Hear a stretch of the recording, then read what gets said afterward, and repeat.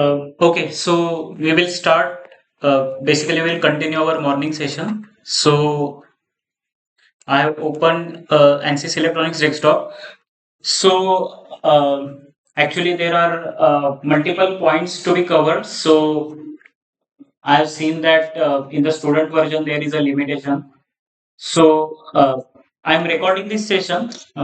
So you will get the recording of this. So I will move quickly faster, explaining the different steps, the different solvers, different boundary conditions, and ultimately we have to build one transformer for power electronics also, right? That the expert module we have to cover today.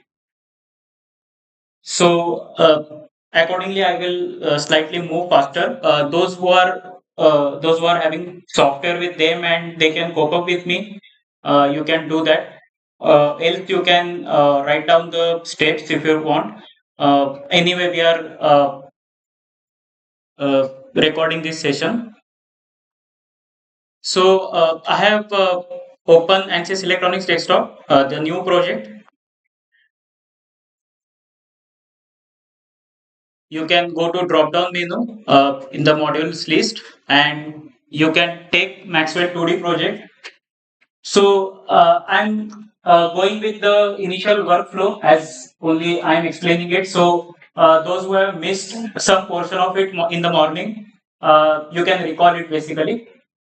So uh, you can take Maxwell 2D. So whenever you take the Maxwell project, any 2D, 3D environment, by default, it will consider the solution type to be magnetostatic.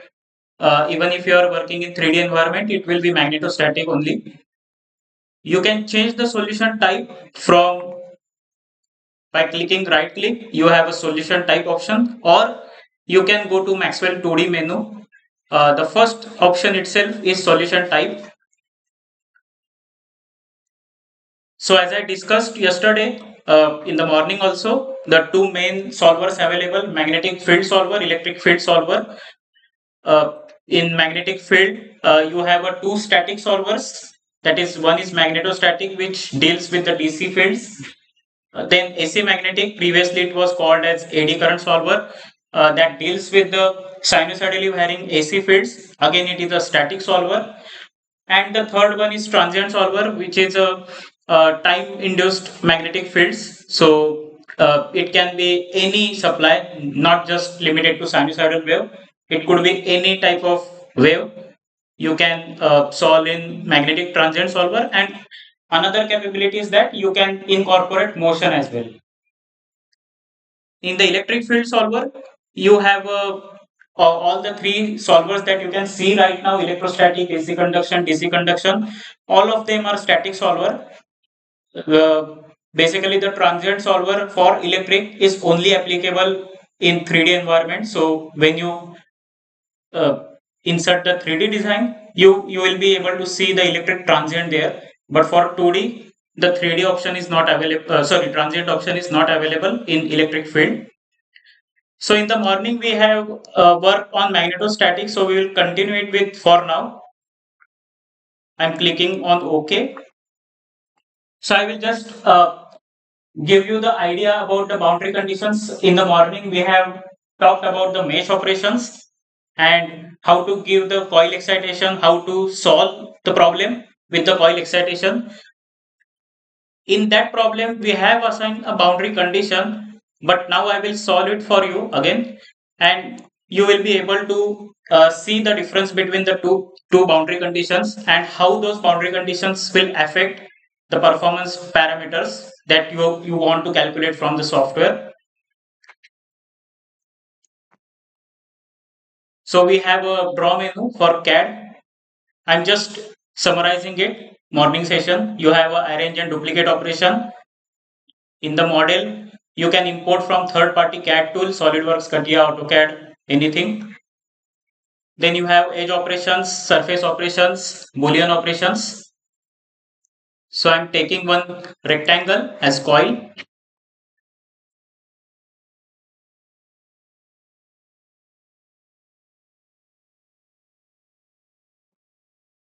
So once you draw the geometry, it will automatically get reflected in the history manager under the name material name vacuum. So by default, any geometry you draw, material will be considered as vacuum. You can change the properties of rectangle by double clicking on this create rectangle properties. So if I double click on it, you can see the x size, y size. So xy dimensions you can change. Also you can change the position of rectangle. As currently we have drawn it from the origin, the initial position is 0, 0, 0. But if you wish to change it, you can definitely change. Then if you want to assign the material to it, we can right click on the rectangle, go to edit, go to properties. You can change the name of the rectangle, let's say coil. Then in the material properties, by default it is vacuum. If you click on vacuum, you can click on edit. So the material window will open. This we have all done in the morning. I'm just summarizing it for this problem. You can search for the material you want. So by default, there are two system libraries available, materials and RM expert. Apart from that, you have a commercial manufacturer libraries available. If you don't find the material that you are using for your design, you can add your own material by clicking on add material tab. So here you have a add material option. So from the data sheet, you can add the material. If the material is available but just the properties are slightly different, you can clone the existing material, like you can make a copy of it and you can change the properties whichever you want, and you can use that material accordingly. So right now I'm using the copper material. The rest of the options are just visibility point of view. Whether you want wire frame, how material appearances will be there, color, transparency. It doesn't matter for the solver. The solver just matters with the material. Even the name doesn't matter. You can even give your name also. No issue. So I'm clicking on OK. The next thing that you have to do is you have to define the region, right? We have to truncate the simulation to a finite region, finite space of region, as this drawing space is infinite. So you can go to draw, click on region.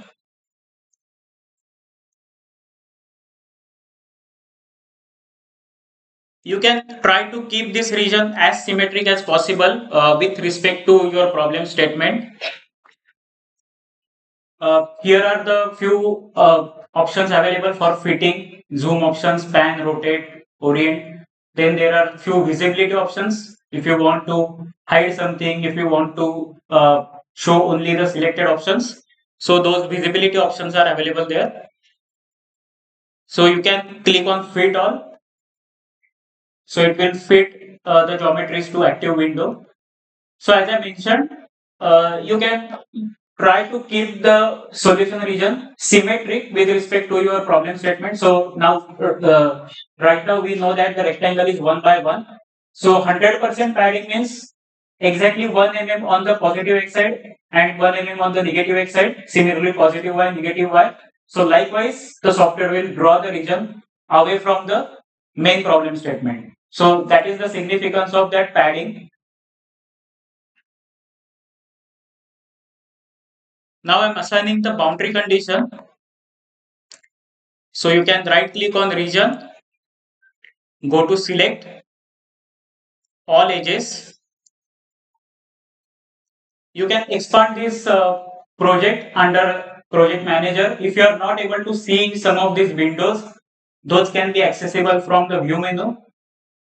So that is your project manager. So this window will appear. Then message manager, this window. Properties window is this. Progress window is simulation progress window. By default, history manager and modeler window or drawing window will anyway appear.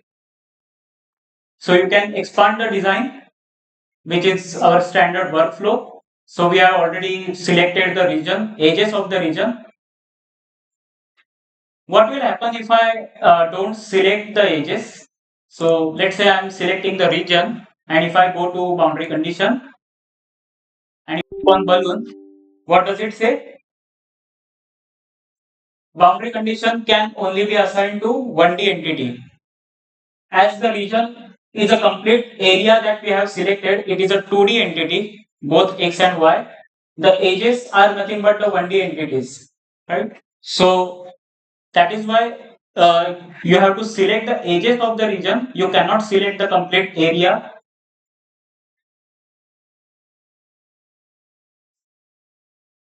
So I'm selecting the all edges to give boundary condition. Balloon that we have done in the morning.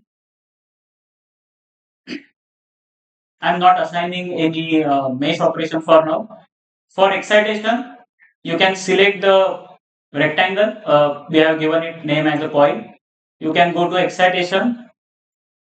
Current excitation we have given. So 1 ampere. Click on OK. In the morning, we have just solved this as it is and we check the field. Right now, we will assign a parameter to it. Let's say calculation of inductance. So in order to assign parameters, you have to go to this parameter tab. You can right click on parameters, assign. You can set the calculation for electromagnetic force acting on the object, electromagnetic torque acting on the object, or you can set for the calculation of matrix. As I mentioned earlier, if you are working in magnetostatic solver, it will be the only L matrix it will calculate. For AD current solver or AC magnetic, it will calculate RL matrix. And for electric field solver, it will calculate C matrix. So if you click on matrix, it will show you the excitations that are available. So right now we have just a single excitation, the current one. You can set to include it for calculation of inductance. Under post processing tab, you can define the number of turns if you want. Let's suppose that there is a n number of conductors uh, that are building this particular bunch of square or rectangle. So you can assign those many number of turns. Accordingly, the post process value of inductance will be calculated. So right now we will keep it one only. Click on OK. And then lastly, we will add the solution setup. First, we will solve it, and then I will explain you the significance of these things by giving you the results from this example. So I will just keep the default values and click on OK. I will have to save it once.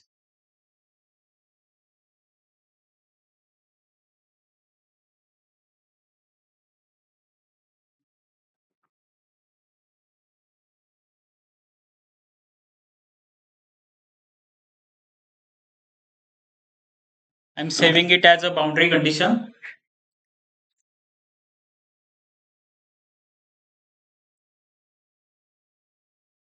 So you can run it from the analysis also. You can right click on analysis. There is an option called analyze all, or you can right click on setup and you can analyze it. The difference between the two is that if you are running only setup one, you can analyze it, but there could be multiple setups under analysis tab. So if you right click on analysis and click on analyze all, it will solve all the setups that are available under the analysis.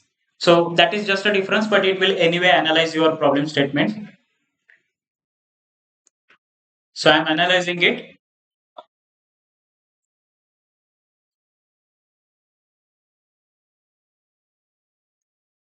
So it is already over. You can right click on setup one. There is a convergence tab. So here you can see the number of passes, minimum number of passes. It has to be 2 because the software has to calculate error between the two solution passes. That is nothing but our accuracy criteria. So energy error, delta energy error, it has to be, if you want to calculate error from something, you need two variables. That is when you can find the error, right? It is the difference between two values. So you have to have minimum number of iterations there. You can see the energy error is almost 0.112 and delta energy is 0.2. And if you look at the default values that we set, the accuracy is 1%. So it is a way below than the our target value. In the winding tab, if you have a winding available, right now we don't have any winding. So there is no winding available here. If I go to loss tab, we have not calculated any losses. Forces, we have not assigned force, torque, but whatever calculations that are available under the parameters, you can see here each and every parameter exists, but the results are not able to see because we have not assigned the calculation for it. If we go to matrix, there you can see the inductance has been calculated because we have set the inductance calculation. So this is matrix 1, current 1 with respect to current 1. So that is self inductance as it is just a single coil. If there were multiple coils, you can see the n by n matrix here with both self component and mutual components. The inductance type, it can be flux linkage. You can see the flux linkage also in Webers, or it can be inductive coupling coefficient also. So as this is the self-inductance of winding, the coupling coefficient is 1. Whenever there will be mutual inductances, you will have the inductive coupling coefficients. So these inductive coupling coefficients will be useful for mostly those who are working in uh, wireless power transfer, energy transfer principle. These for calculation of energy transfer efficiency, these coupling coefficients are very very useful. We'll go back to inductance. You can set the unit as per requirement. So right now it is nano henry 723. So this idea is clear that we have simulated maximum number of iterations we have set for 10. The minimum it will always do 2 in order to calculate the error. The target error that we have set was 1%, but it is already a way below than 1%, 0.112 and 0.206. So it has anyway stopped. I will close this window. I will go back to setup 1 and let's change the accuracy criteria. Let's make it 0.05%. So if I click on OK, I'm analyzing it again.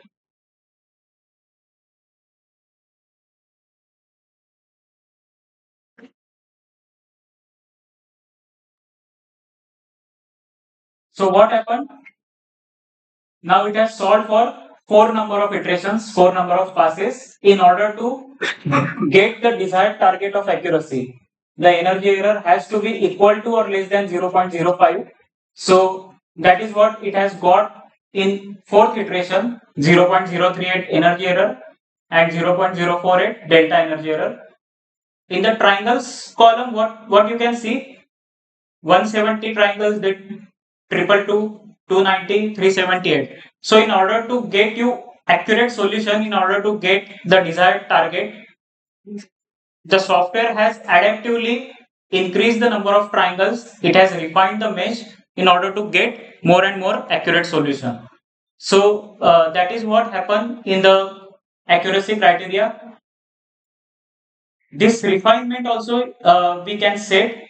By default it is 30% refinement. If I go back to setup 1, in the convergence tab, this is the refinement per pass. So that is what we have set it up 30%. So let's say if initial number of elements were 100, 30% refinement means in next pass it will have 130 elements. Again 30% means 30% of 130 in third pass. So likewise, it will go on adding the element. If you want to have your solution to be converged earlier, you can have more number of mesh elements. So you can increase this value refinement per pass to maybe 70%. So more number of elements will get added after every pass.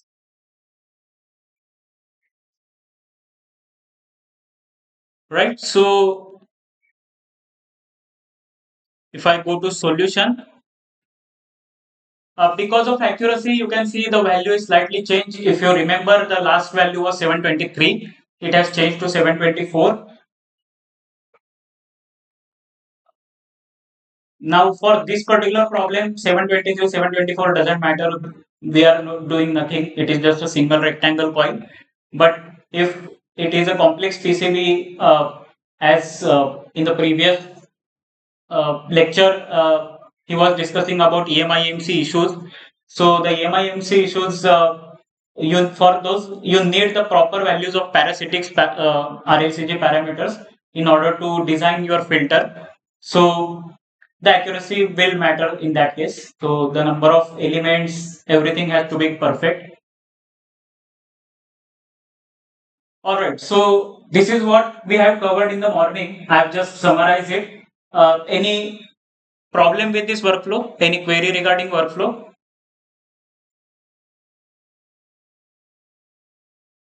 Now what I'll do, I will just copy this model. I'm just copy pasting it in the same project. And the only thing I'm going to do is that go to the balloon boundary condition. So this is our boundary condition, set it to balloon. I'm right clicking on it. I will select the assignment, go to boundary condition again, and I will assign vector potential.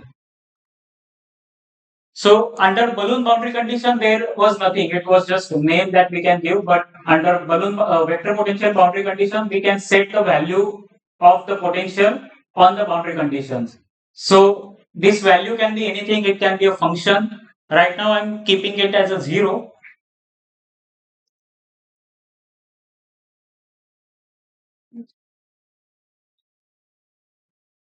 You cannot have two boundary conditions at a time. So I'm deleting the first one, balloon boundary condition, and I'm running this model as it is. I've just changed the boundary condition here.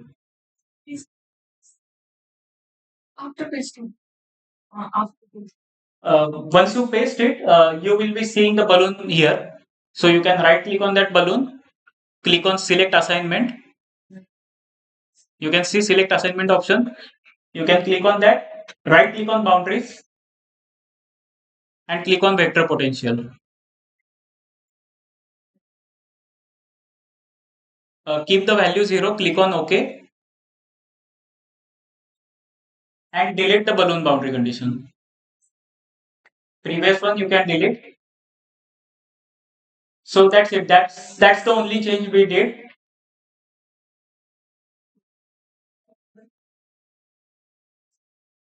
Now simulating it.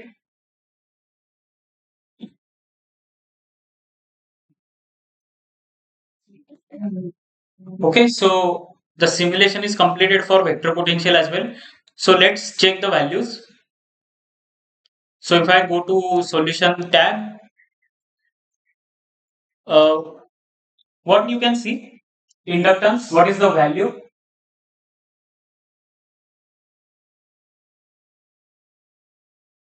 What is the value inductance? Yeah, the unit is same, nanohenry, but the value is different. Why? We have just changed the boundary condition. We have not changed the geometry. We have not changed the excitation. We have not changed the material properties. Then what exactly happening because of boundary condition that your value of inductance is getting changed?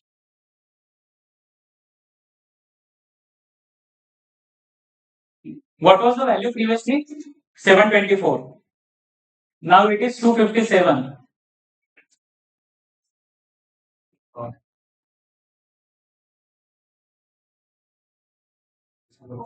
Because of vector potential. What will happen because of vector potential?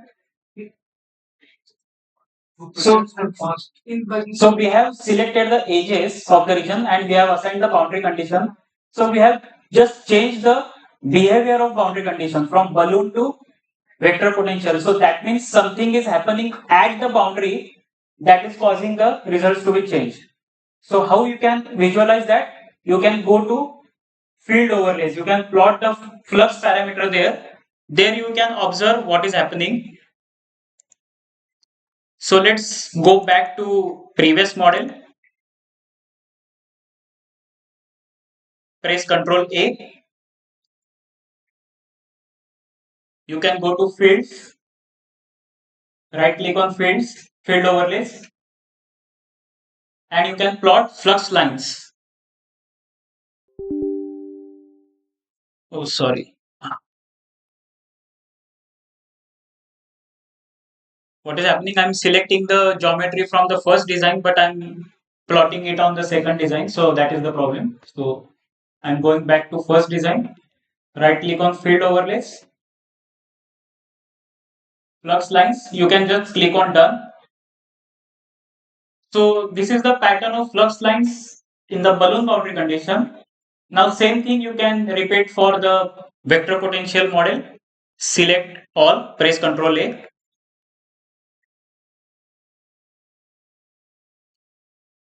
Right click on field overlays, plot flux lines.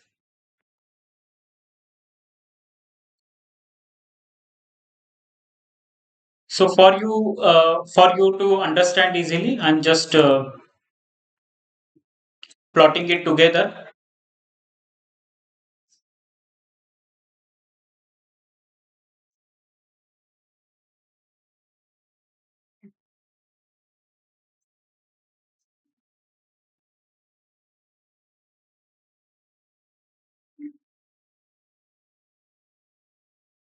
What you can see, what is the difference between behavior of flux lines? No, both are circular. Uniform in the sense, I can see these are also symmetric. These are also symmetric. Not circular because slightly the region is offset, but yeah.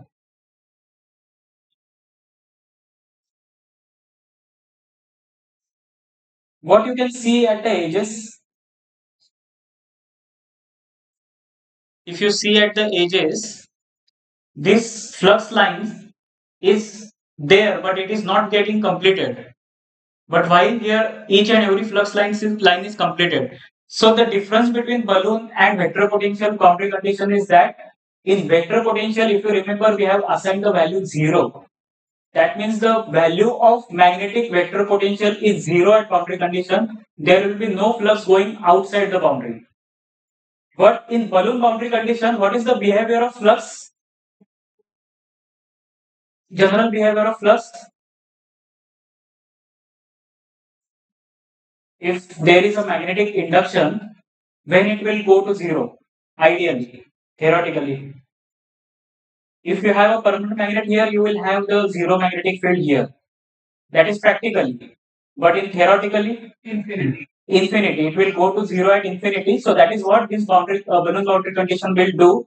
It will give the flux lines infinite region of space. Even if you have the finite region, it will behave such that your flux lines will go to 0 at infinity. While in vector potential, we are manually assigning the value 0 and we are restricting the flux lines to be in the solution region. So because of that, the flux linkage with coil changes, and because of the flux linkages, you have the different value of inductance. So that is the behavior. Now when this balloon boundary condition is to be used, when the vector potential boundary is to be used, because that is, these are based on application. This is the behavior of physics, and how you can apply it with your application, that is how you will get the correct results, right? So whenever you have a transformer like objects, maybe actuators, solenoids, wherever the windings are bound on a core, magnetic core.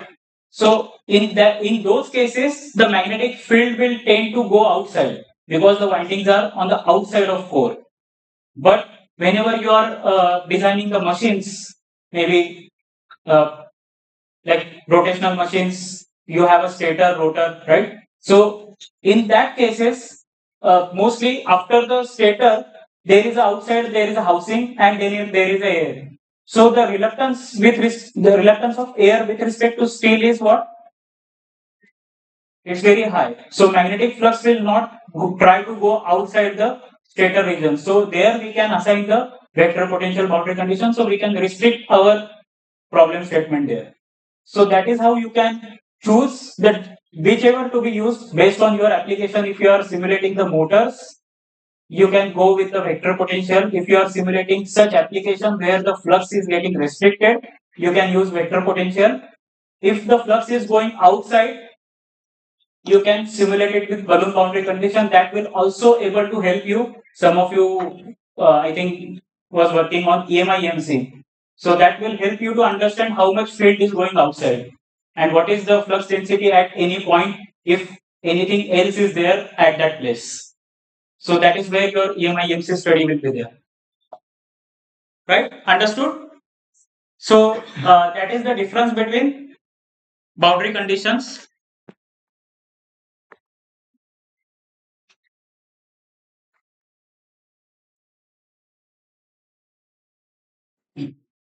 So I'm saving this model and I'm taking the new one in order to calculate the inductances again, slightly in a different way in a 3D environment.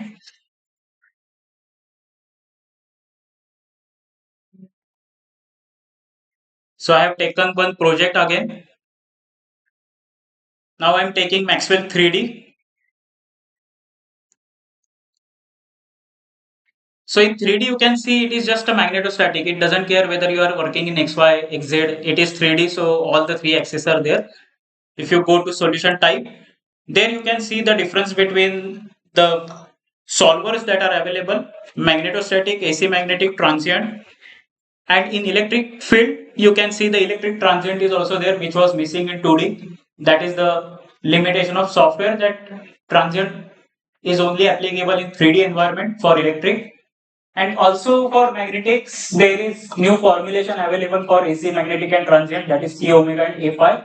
So if you are simulating the conventional machines, solenoids, transformers, actuators, etc., you can go with the T omega formulation. If you are simulating the fields inside the PCBs, ECAD components, you can use the A5 formulation because it will give you the layered mesh. You can mostly the PCBs will be having the multiple layers. So those multiple layers will be properly meshed in the A5 solver. So that is the recent advancement. I think just 1 year ago, this A5 formulation has been added. Otherwise, previously we were not able to simulate PCBs in the Maxwell, but now you can see the effect of at least B field, E field, J field, electromagnetic forces on PCB components that could be solved with the A5 formulation. So now I'm taking the AD current solver, AC magnetic.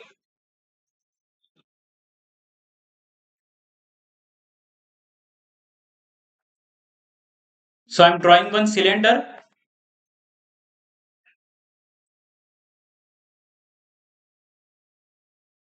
Just I've selected the starting vertex, the center of cylinder, then drawn to some radius and then height. So the process is similar. Only thing is that now you have to select the three vertices, starting, radius and height. So if you double click on properties of create rectangle, the 000 is position, the radius. So I'm giving some radius here, let's say 2.5 mm, and height 10 mm. I'm just taking one hypothetical example. Click on OK. I'm just fitting it all. So I'm considering this has to be the core and around it a winding is wound. So that is the problem statement I'm just assuming for this case.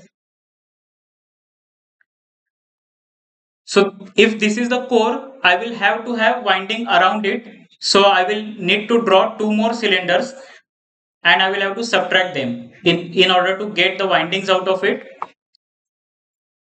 So I'm going to draw menu, cylinder.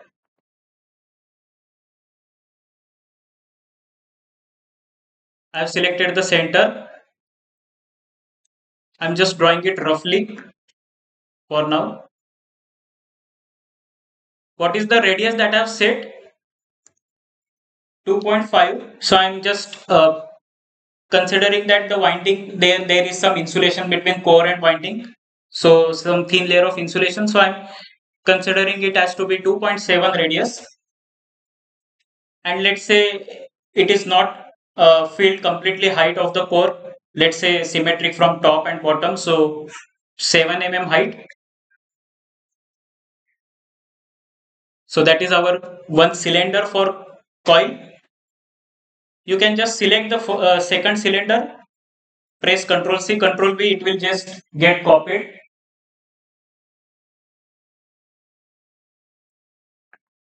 I've just copy pasted this cylinder, Ctrl C Ctrl V.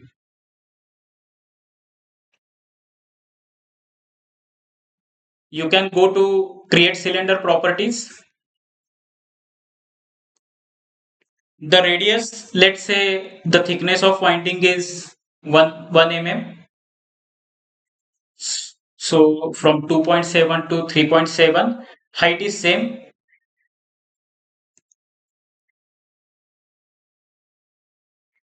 Right. So what happens is that if there are orient options here, I have talked about it. So you can have different options there: top view, bottom view, left, right, front, isometric.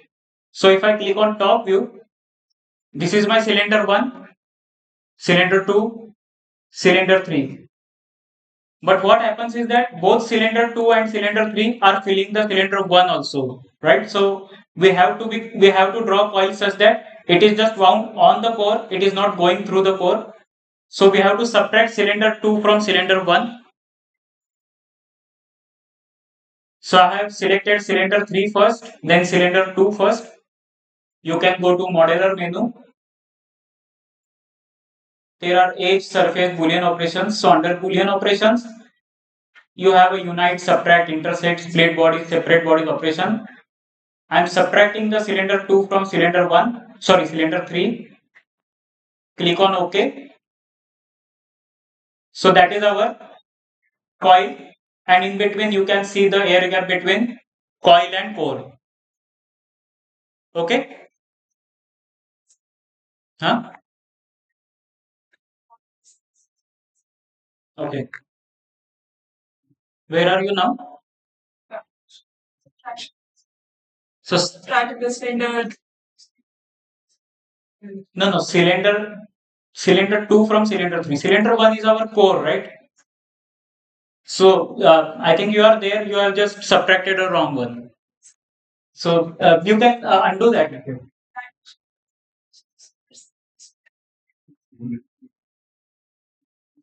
Cylinder 3 is 3.7 radius and cylinder 2 is 2.7 radius.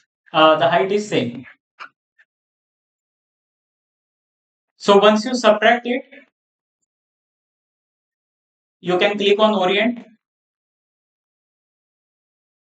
Now we will have to move the coil such that it will be symmetric from top and bottom. So I'm just selecting the cylinder 3.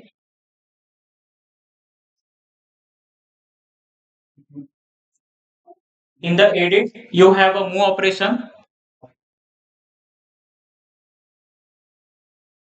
So you can select the origin and you can move it. So once you move it, you can see under the cylinder 3, under history manager, the move operation is there. If you see here, it has not moved properly. I have just randomly moved it. So you can change the properties. You can double click on move. So instead of move vector minus 440, I have to only move it in the Z direction. by 1.5, 0, 0. So if I orient it, so now you can see it is symmetric up from top and bottom, and it is exactly about the core.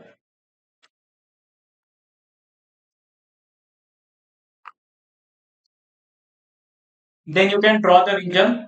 The region drawing is almost similar. Only thing is that instead of xy, you have now three coordinates.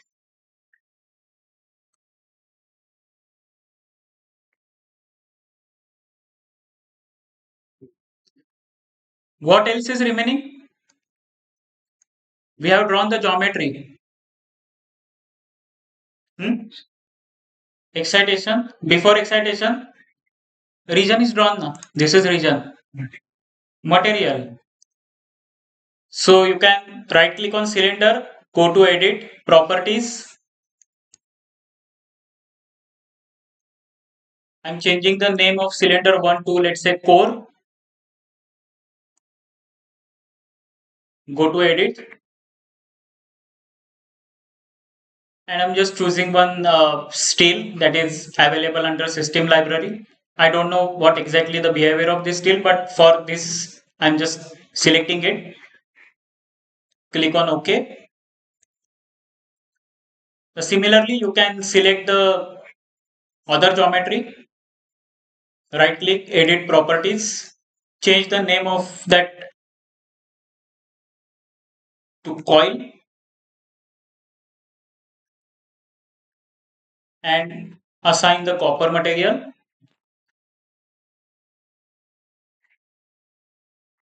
You will get the recording. I'm sorry, I'm slightly going fast, but you will get the recording.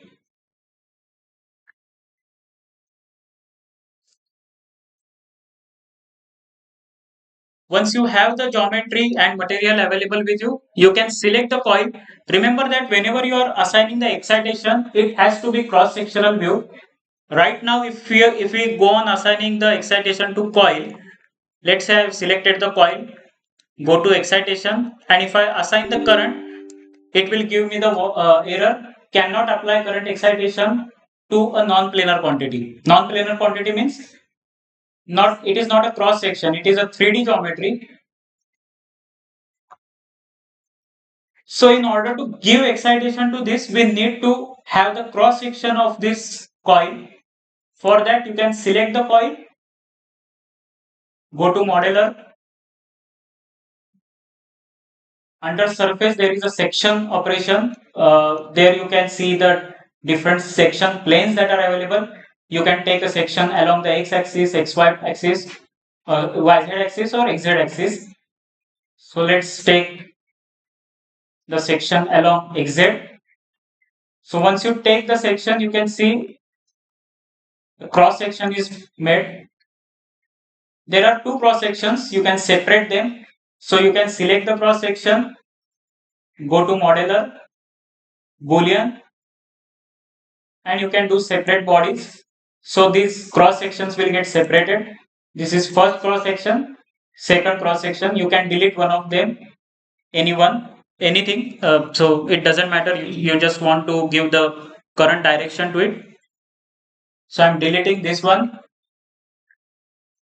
So this is the section for which we can give the excitation. Now you can select the coil section, right click on excitation, current. What is the difference that you can see from magnetostatic?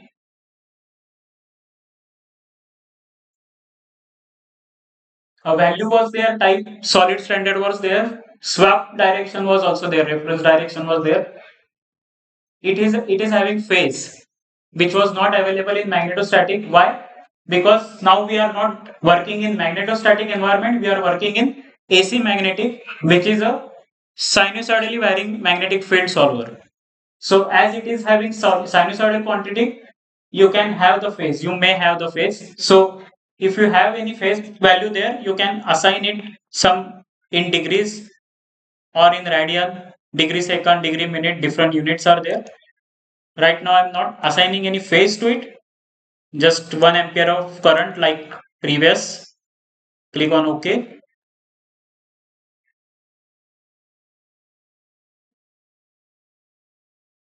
Then I'm assigning the matrix parameter similar to what we did in magnetostatic. Pretty much of it, the part is similar. Only thing is that we are working in AC magnetic solver and 3D environment. So go to right click on matrix parameters, go to assign, click on matrix. We will include the current calculation for matrix, and the last portion is analysis setup. So right click on analysis, add solution setup. The most of these settings are similar. Only thing is that the difference is here you can see the solver option under which the adaptive frequency you need to enter. This adaptive frequency is nothing but your excitation frequency. You are talking about AC magnetic solver which is having sinusoidal wave, but what is the frequency of that sinusoidal wave, that you have to mention here. So accordingly it will solve for that particular frequency. And if you want to simulate it for multiple frequencies, let's say you want to sweep it across the range, the next step is there where you can add the multiple frequencies for variation. So I will show you that also. Let's simulate it first, maybe 100 hertz. You can click on OK. You are using student version, right? So anyway, this will not work on your system. Yeah, it is 3D.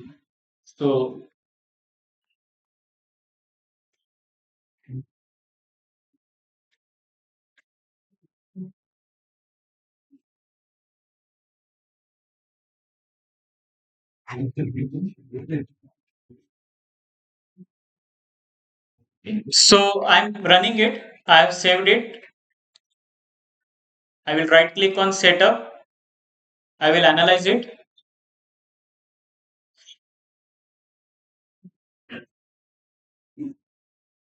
So you can see it is taking a longer time. In 2D environment, it was by the time I looked there, it was over. But as we are working in 3D, it will take slightly longer time than 2D.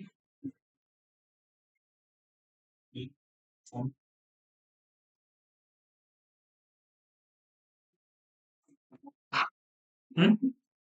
ये start हो गया लेकिन complete नहीं या हाँ हाँ.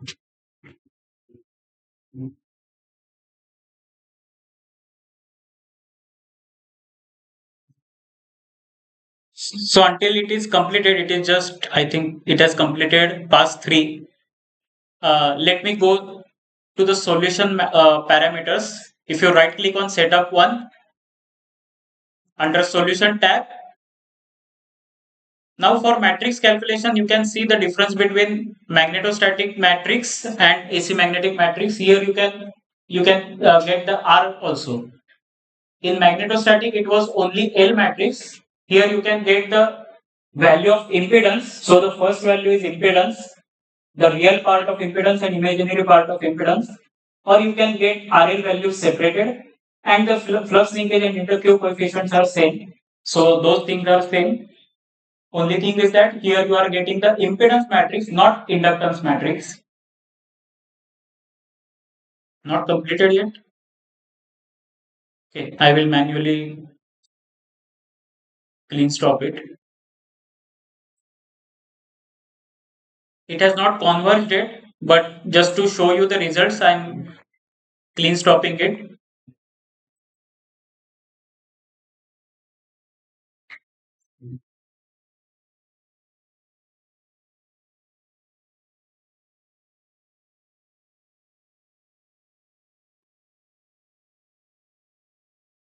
How many elements? 6,000.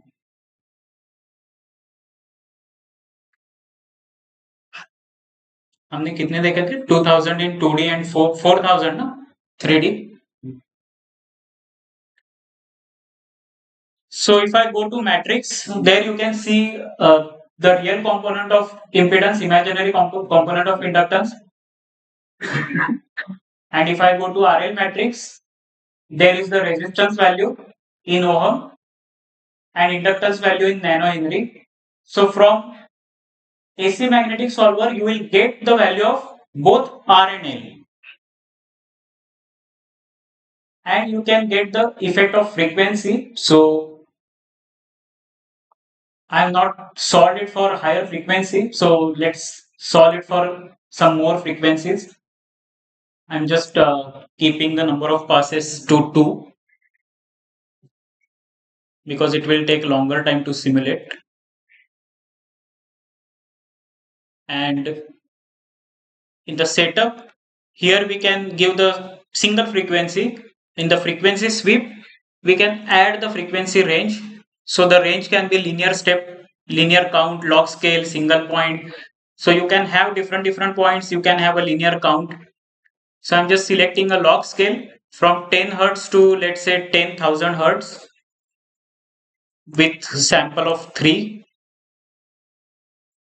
So 3 samples means from 10 to 100, 100 to 1000, 1000 to 10,000. It will take 3 samples that we can see through preview also.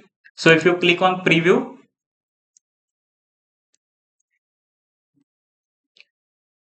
from 10 to 10 kilohertz, we have 3 samples. I will click on OK. Now I'm analyzing it again. Now it should be over quickly because I have just set two passes for each.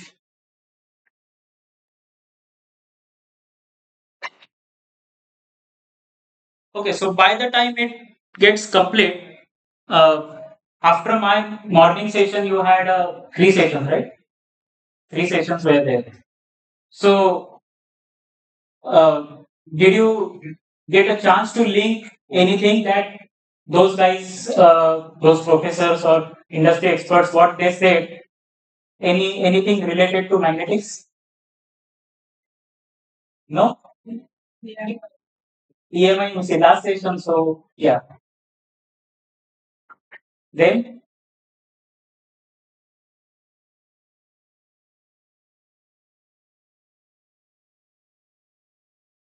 जैसे उत्सव जी ने बताया कि उनके पहले lecture में आप जगे हुए थे या सोए हुए थे उन्होंने कुछ क्वेश्चन पूछे वैसे I am just asking two questions कि मेरे मॉर्निंग सेशन के बाद जो 3 सेशंस हुए उसमें ऑनलाइन सेशन हुआ उसके बाद उत्सव जी का हुआ उसके बाद सर का हुआ they talked about the converters DC converters power converters but I was listening so I know they have talked about at least a few part of magnetics, at least few points, at least in the last session. Power density, about what? Power density is the negative response in the transformers with the motion. The size of the transformer is size of the size of the whole system. So, but that is what is another point that how will you select the switching frequency? Like if you go on increasing the switching frequency, the dimensions will reduce, right? Sizes will reduce. But EMI problem. So all of these things are interlinked. So related to each other. So whenever you are looking at a particular design, you might be working on some particular portion of it, but you have to look through other aspects as well. For your PhD, I'm not talking from your PhD or thesis point of view, but whenever if you are going for industry, as he was mentioning that ABB was, if ABB has taken the interview, they were asking from system integrity point of view, not just a single point. So even if you are not working on it, you can try reading on it. What is the behavior? What is the effect of connecting this component with this component? So that is how it works. So as far as I remember, in the first session, online session, he mostly talked about the converters, but whenever he was talking about the switching losses, he talked about the finite element analysis. If anyone recall it, he mentioned it that finite element analysis will be used for the thermal analysis and mechanical analysis, vibrations. And from electrical side, we just stick to the RLC parameters. But those vibrations, the mechanical analysis, if you want to perform, with thermal analysis, if you want to perform, that is coming from the electromagnetics only. Losses you will get from electromagnetics, electromagnetic forces you will get from EM analysis. So unless and until you are not doing the EM analysis, you cannot go for the mechanical and thermal. Right? So that is one point. Then second point, he mentioned that okay, FBA can be only useful for mechanical and thermal. From electrical side, you just need RLC. But the RLC parameters are also frequency dependent. As your frequency increases, your resistance will go on increase. The inductance will change. The capacitance will change. So if you are selecting the components, they have to be working in a broadband range. So you have to design those components in a such a way that they should work in a broadband range. Depending on which frequency, even if you are working in, let's say, 400 kilohertz switching frequency. But let's just suppose that for particular application, the same product I am using at 100 kilohertz frequency. How it will behave? If we have designed something on 400 kilohertz, and if you are using the same component for 100 kilohertz, let's say you don't have a choice, then you should be able to analyze how it behave at 100 kilohertz. That is where your parasitics will come into picture. What is the effect of frequency on resistance, inductance, capacitance, conductance? So that can also be calculated with the FA analysis. So those were the 2 points from the online session. Then Utsav ji case में उन्होंने vibration का बताया जो already हमने कल discuss किया कि transformer inductors में जो वाइब्रेशंस होते हैं, हमिंग नॉइज आता है, that magnetostriction, magnetic field, those magnetic forces, those can only be simulated in FEA. Last session, I think last few slides, he was showing some graph. One of the graph was core loss versus frequency, and the second graph was RL values with respect to frequency. So that is the effect of frequency on RL component that I was talking about. And similarly, there will be the effect of frequency on core losses. So that can be possible through the FEA simulation. And another thing that we talked about is planar transformer. The last in the summary, that was like future scope that you can see for the designing of planar transformer, planar magnetics. So that is one of the important area. I think Akash is working on that. But it is still an area of research. If you are, you know CDAC, right? CDAC, the government agency which does the training programs. So Time India. So the CDAC Trivandrum is one of the agency that they reached to us, and they have asked us to. They are basically designing the DC-DC converter only. I don't know the exact topology, but they asked us to design the planar transformer for that DC-DC converter, and we have to extract the parasitics for it. So that is what the upcoming project that I will have to work on. So even if it looks like simple, we are just resistance is what we can just take the multimeter, connect it to the terminal, we will get the resistance. But what is the frequency dependence of it? Even if in multimeter, now you have gone through the, it is completed? Okay. So now you have gone through already BTech degree, MTech degree, we have done the experiments on machines, maybe power system, measurements, right? So whenever we were measuring the resistance, always we try to multiply that resistance by 1.25 or 1.5. Why? To convert it from DC to AC, because the resistance measured by multimeter is only DC resistance. We have to consider the skin effect of 50 Hz in that measurement. So that is what we try to multiply by 1.5, average out 1.5. So that is just 50 Hz. But if you are working at such high frequency, how will you measure it? So that is where this method will help you. So as the simulation is over, if I Right click on results, AC magnetic report.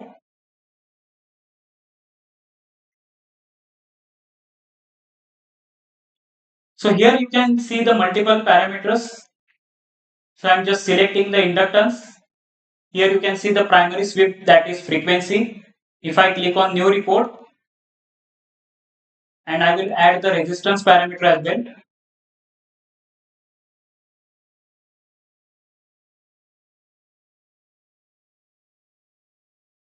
So this is the resistance graph from 0 hertz to 10 kilohertz.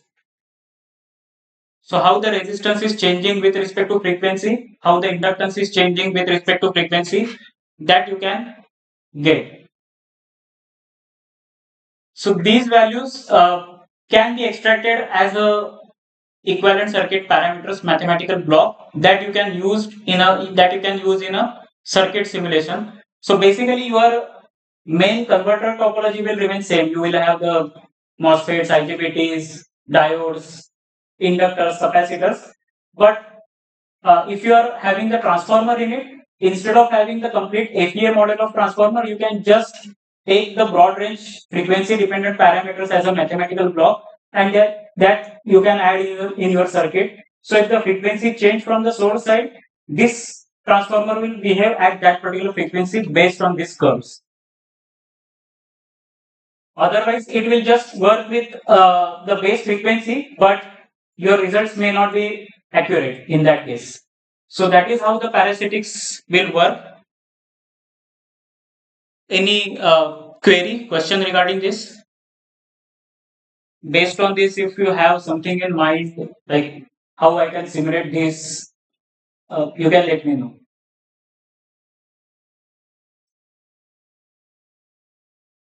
This we are doing for a solid. The same is possible for standard also. We can select strand and we can select the number of strands. Yes. We can select. Here we have just selected the solid winding. Instead of solid winding, you can go for number of turns as well, and even you can go up to the strand level. So like in the solid winding, if you have 10 turns, those 10 turns may work fine, let's say at 500 hertz.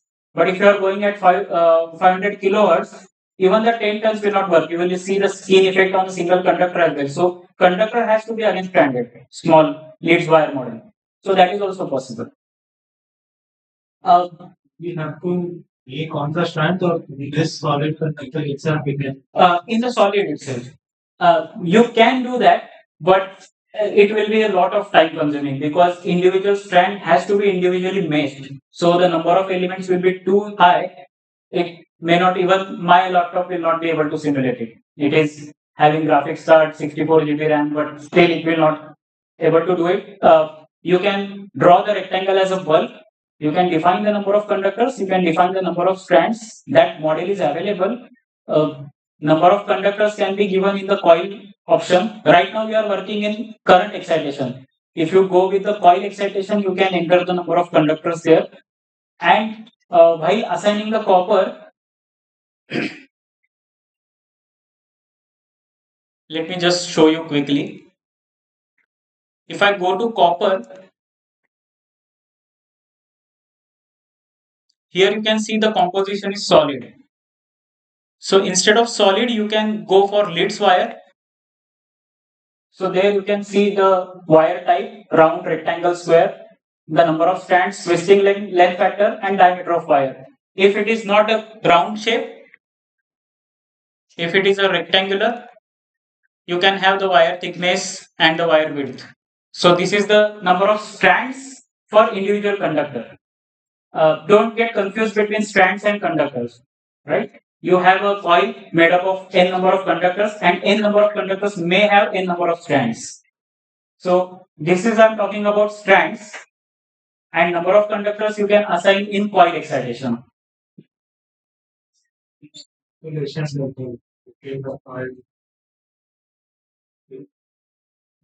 Insulation between coil it will not consider.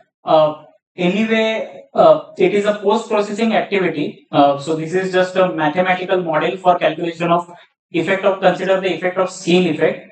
As far as insulation is concerned, for magnetic field analysis, you don't need to worry about the insulation. You just have to get your fields correct. So you have to remember that while you whatever you are drawing as a coil. So let's say this is my coil,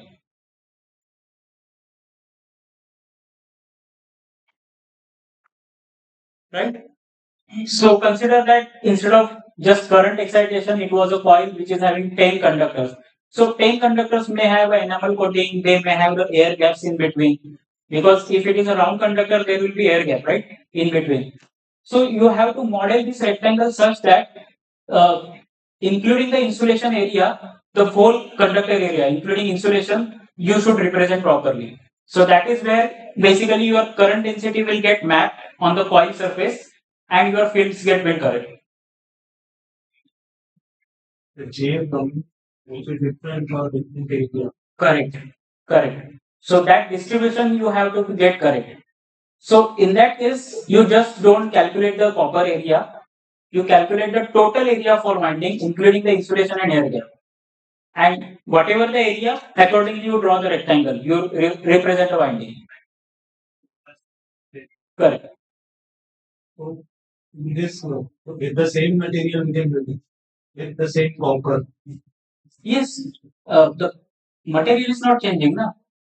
It is just a wire that we are just having number of strands. The copper is same. So with the same material we can do that.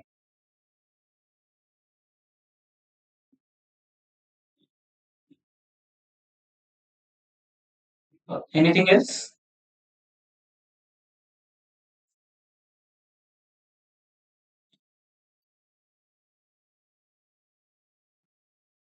Okay, so I'm closing this for now. Now, while you have installed the electronics desktop, I maybe it is not useful student version, but your institute may be having the license. The IIT Jammu is having the license, so license version, so you can access all the capabilities. So along with the electronics desktop, you will find that another tool that is get installed, which is P Expert. So you can just press start button and type P Expert. You will find it. It is available for all the versions. So you can see I have to 21 also 25 R2 25 R1. So this particular module is specially for magnetic modeling for the components which are used in power electronics. It will not simulate your power converter. It will not simulate your DC converter, DC to DC converter, or any converter, but it will design the components, magnetic components, which are used in for that particular converter. So I'm just opening it.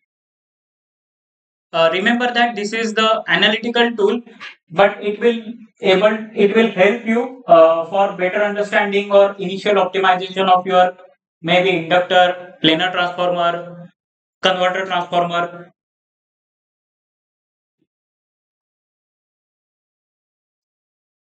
So I will click on new. So once you click on new, you will see this window. So you can design the inductor based waveform based, or it may be a converter based. You can select the topology if you want to simulate it with respect to waveform, or if you want to design it with respect to converter that you are designing, maybe buck converter, boost converter, buck boost converter. Under transformer, again a waveform based, and if I expand this, the classic forward converter, half bridge, full bridge, push pull converter. Then coupled inductors are also there, waveform based, and finally the flyback types are also available. So flyback type waveform based and for flyback converter. So these are the different options available. So let's go with the transformer, full bridge converter based. So I'm just selecting the full bridge converter transformer. Click on OK. So once you click on OK, you can see the topology of converter and how the transformer is used. So this is the converter transformer which is having N1 and N2 winding is divided half exactly center tap.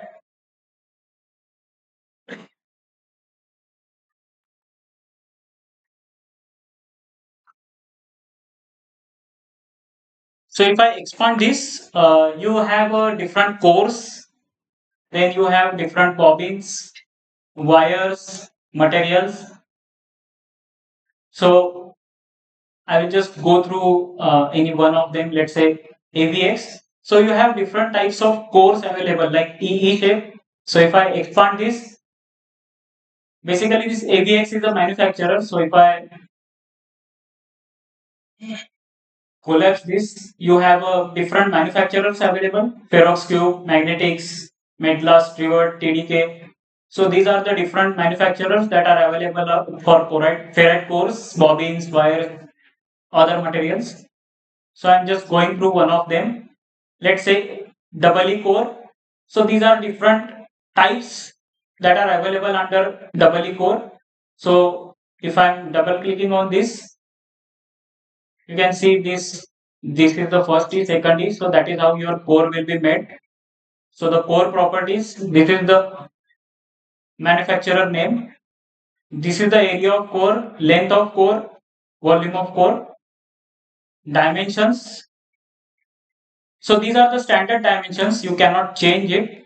If you want to manually draw, there is a draw option available, but there are a lot of libraries available, and mostly as we discussed yesterday and today also, even if you design it for something, it may not be commercially available. So while starting your design, you have to think of what is commercially available. So you can start with these designs.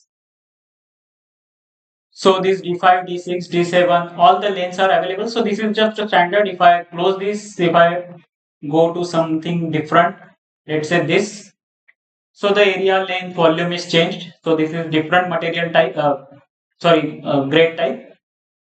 Dimensions are different. So these are the different options available for core. Instead of EE core, if I go for EI core, so you have E and I type of stamping.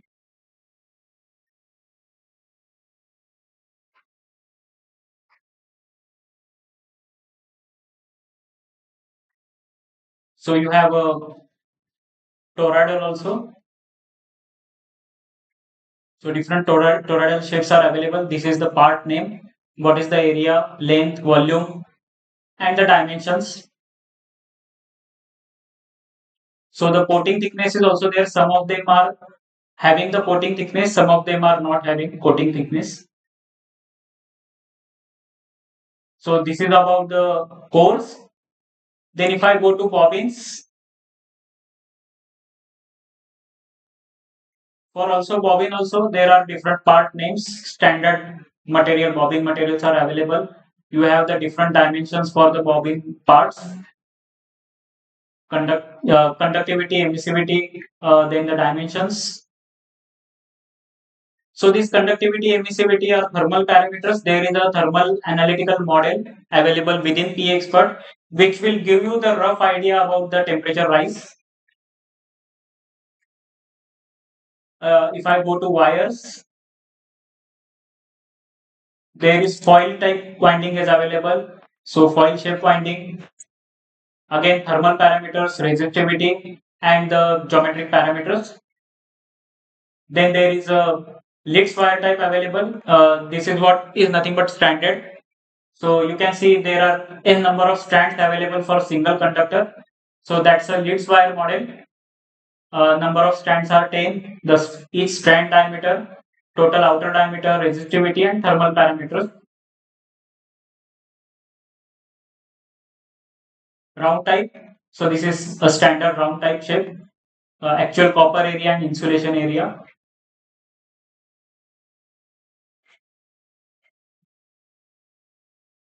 And square type. So these are different winding types, and these are few ferrite core materials.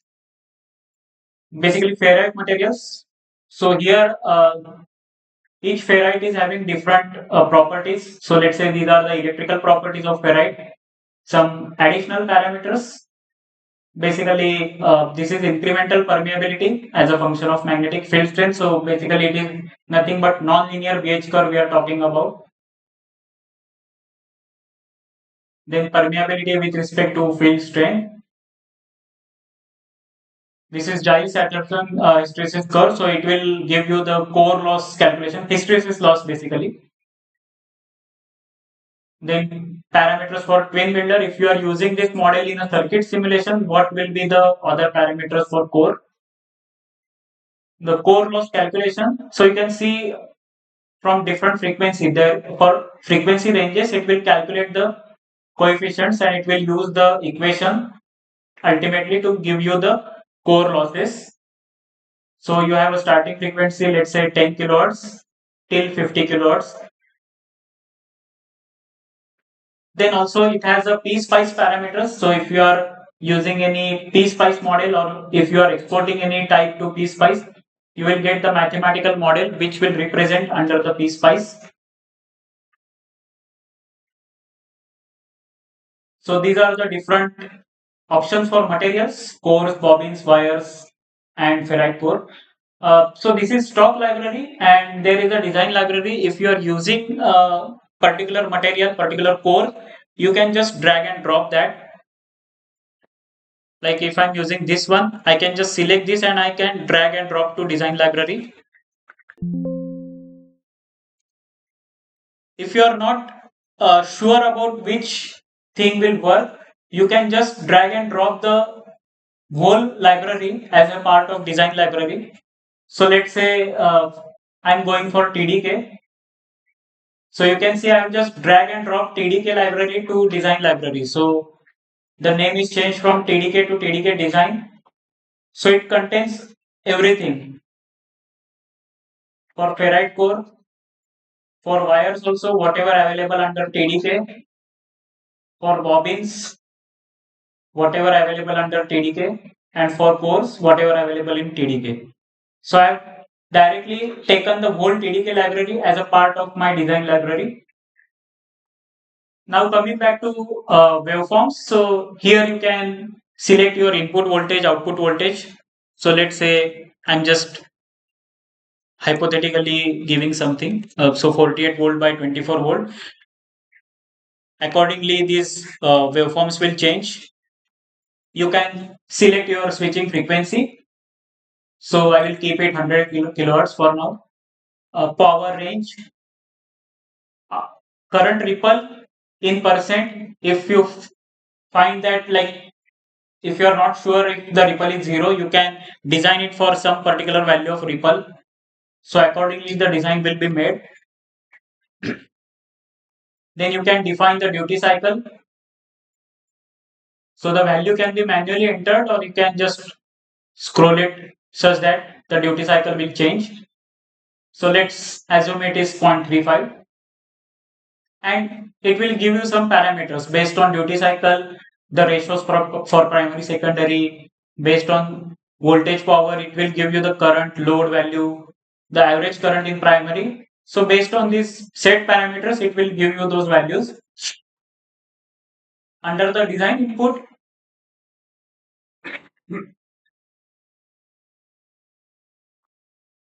you can select the geometry, whether it is a concentric component, planar component, or toroidal. So based on which geometry you are selecting, the type of winding setup, here the type of winding setup is there, it will change. So for concentric, you can have a 2D winding setup, 1D completely full, 1D partially full. If I change it to planar component, either all connections or only external connections are there. And for toroidal components, only 2D winding setup is there. You cannot solve it analytically 1D.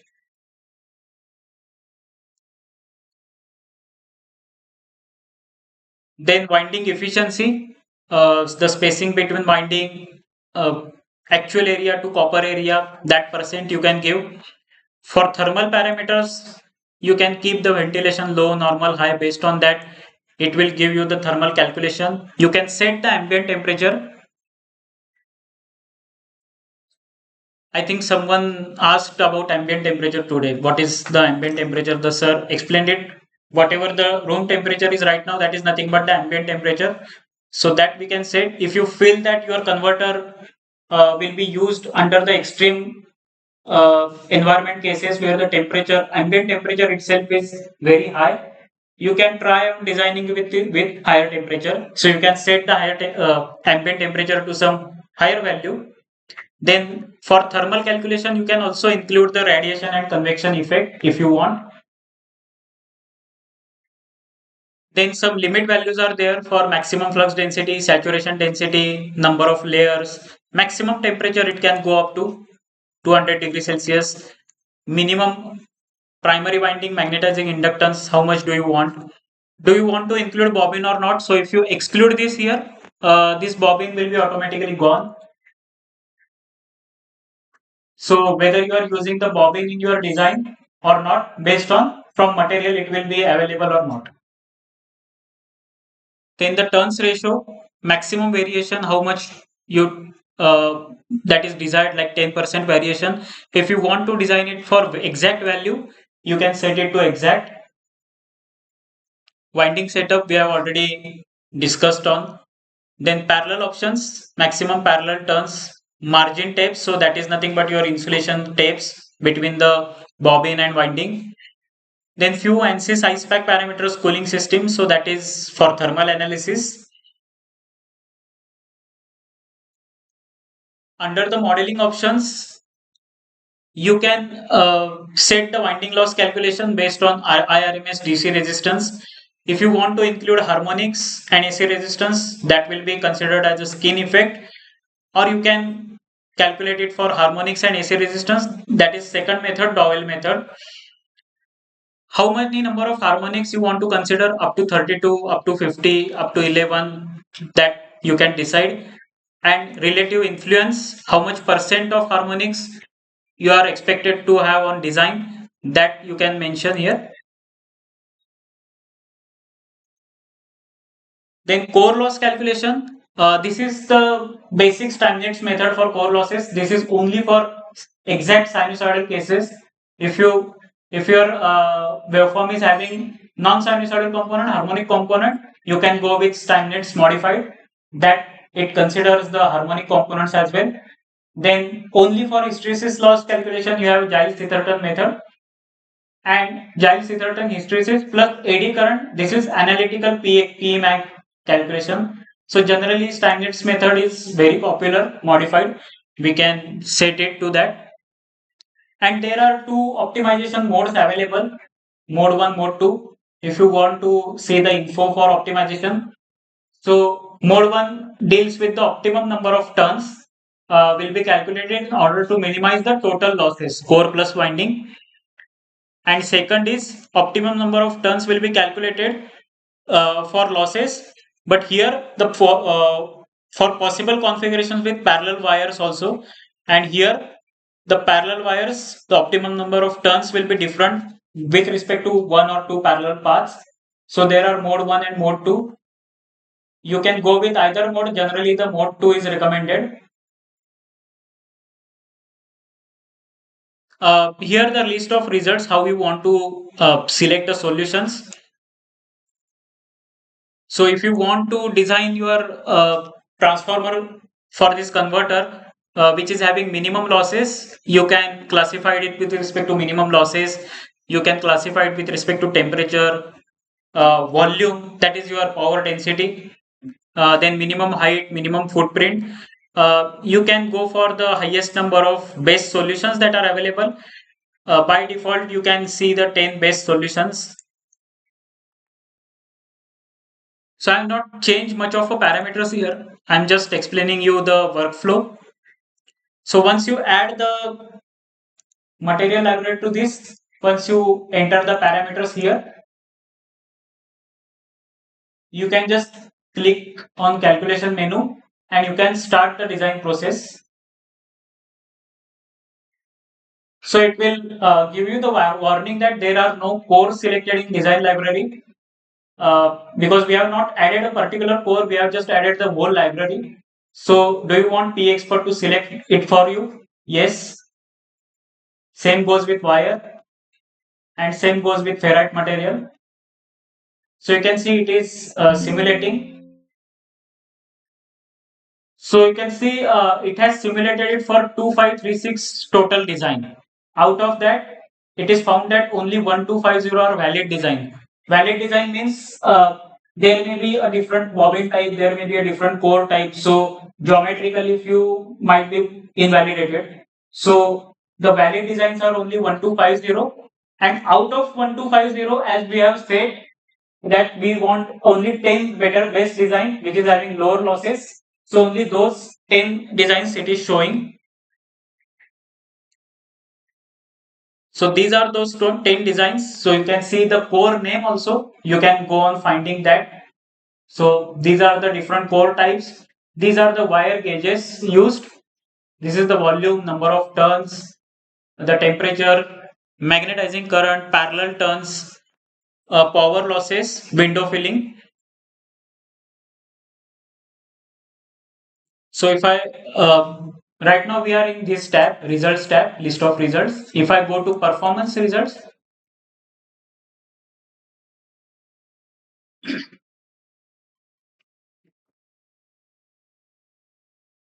okay.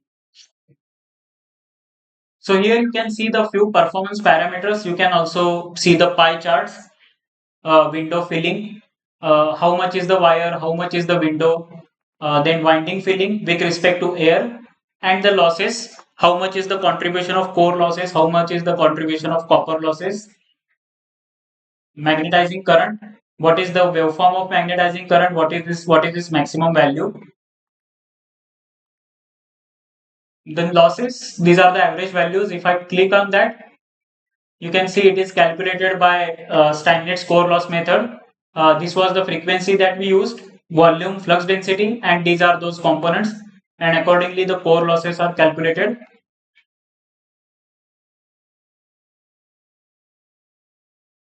Similarly, the DC resistance, so all the calculation methods for these values are there. So this is the AC resistance. So you can see the frequency effect is also there. The minimum frequency it has considered 10 hertz up to 500 kilohertz. AC resistance, AC losses, FFT of losses, and FFT of current. So everything that is related with the magnetic component of converter, you will see a lot of options here. But remember that all these values that it is showing are analytical. All these are based on analytical equations. They may be accurate, they may not, because it is not a FEA, but it is equation based simulation. But it is very fast. You can see it has simulated almost 3000 designs within a second. Just I clicked on it, within 2-3 seconds it has simulated 3000 design. If you were to simulate 3000 design in Maxwell, you can remember the number of time it will go to infinity. So that is where this particular tool will help you, that it will give you the best designs out of a lot of maybe 3000, and those maybe you can think of other parameters, and out of those 10 you can select 2 or 3 that you can go on simulating in Maxwell for high fidelity simulation. So I will close this. There is another tab here, constructive results. So this is the PEMAG environment, wherever you can see the options are available. You can draw these options manually. So you can manually draw the core, manually draw bobbins, windings. You can remove the connection, you can add the connection. So that option is available under the PEMAG.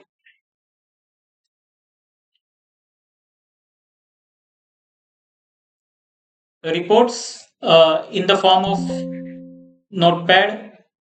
Achha, I will have to save it first. Okay, let as it is. If I click on reports,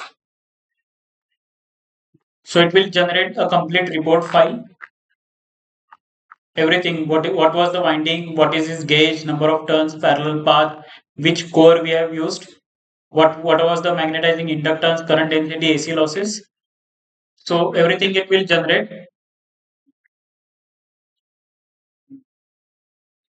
So this was all done through this analytical. We can do it with the start design process. We can do everything. We can select the best out of whatever we have simulated. Once you select the best one, there is a FEA link available. So there is written eddy current, electrostatic, transient, thermal. Are you able to recall it? What is this?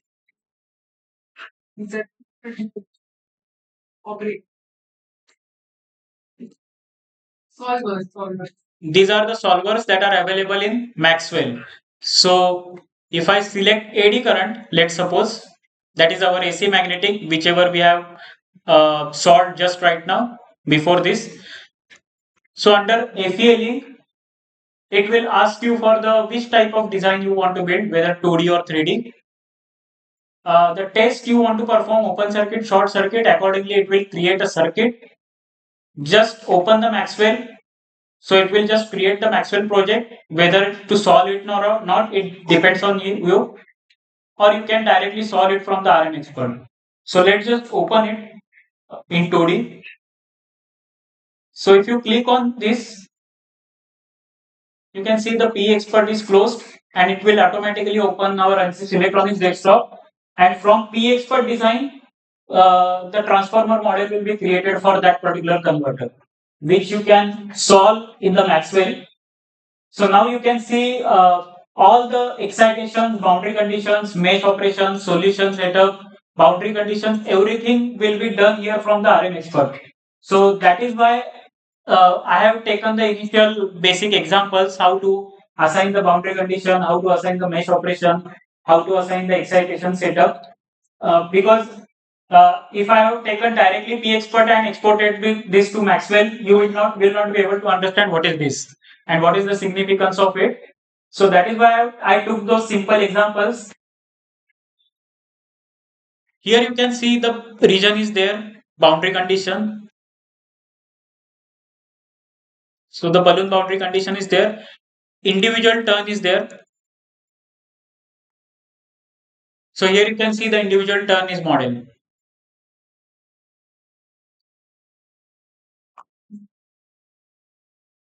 Then the solution setup. So if I let's say I don't know how at what frequency we have 100 kilohertz. Okay. So if I analyze it,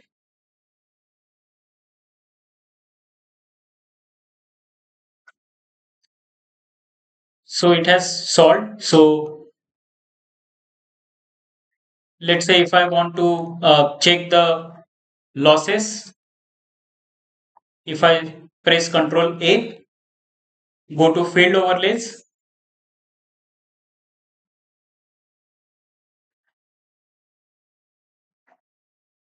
EM losses.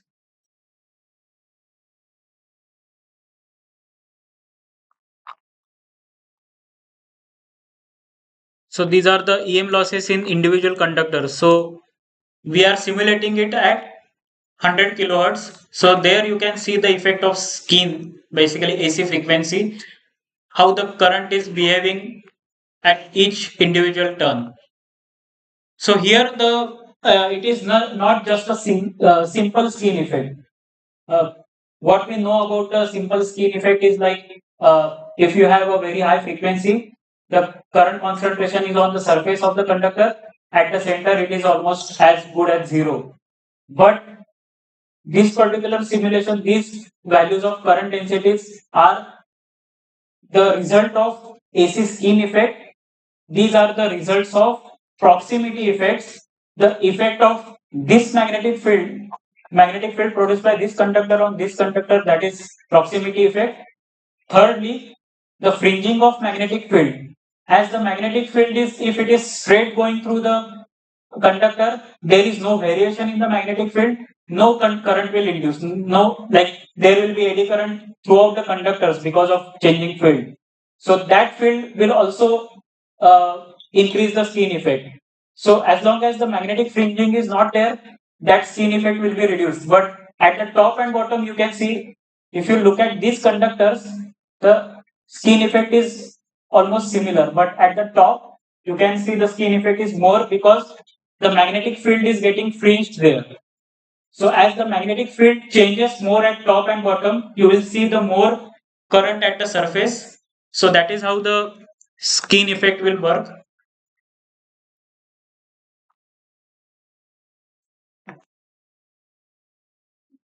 Similarly, instead of losses, if I plot, let's say MACB, so this is the magnetic flux density. Answer. So it is mostly not saturating. It is in micro Tesla. Okay, it is up to millitesla, 10 to the power 5. So 0.63 millitesla. So yeah, so it may be saturated because as it is a ferrite core generally works up to 0.5, 0.55 Tesla. So whatever thing which is above than 0.45, 0.5 Tesla is we can consider saturated. But anyway, at the corners you will get anyway the flux density saturation. You can try to minimize it by rounding off the corners and all those things, so which will reduce your core losses a little bit. That will increase your efficiency. Is in design. Can we change the design to sample those corners? Yes, yes. Once the Maxwell model is built, it is nothing to do with the PX. You can save it to some other folder and you can change the parameters. You can add the variables, you can sweep it, no issue. You can even change the conductor size. Yeah, you can change the conductor size, you can change the core.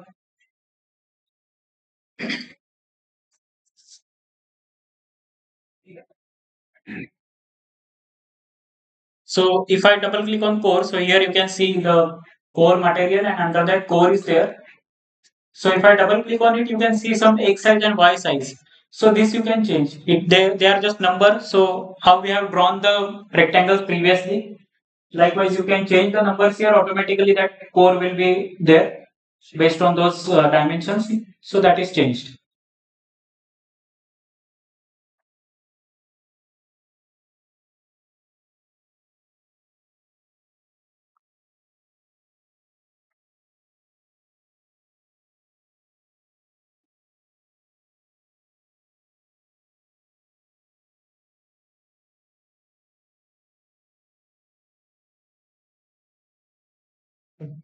हाँ, 2 minute. 2 minute.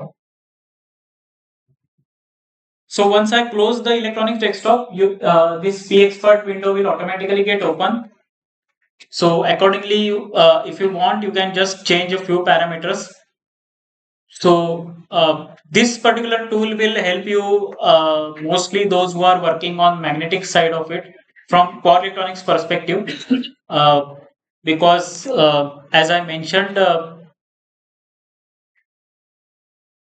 it deals with the analytical optimization and design for power electronic magnetic components, inductor, transformer, coupled inductors, flyback type, and it has different solution types available also, waveform based, converter based.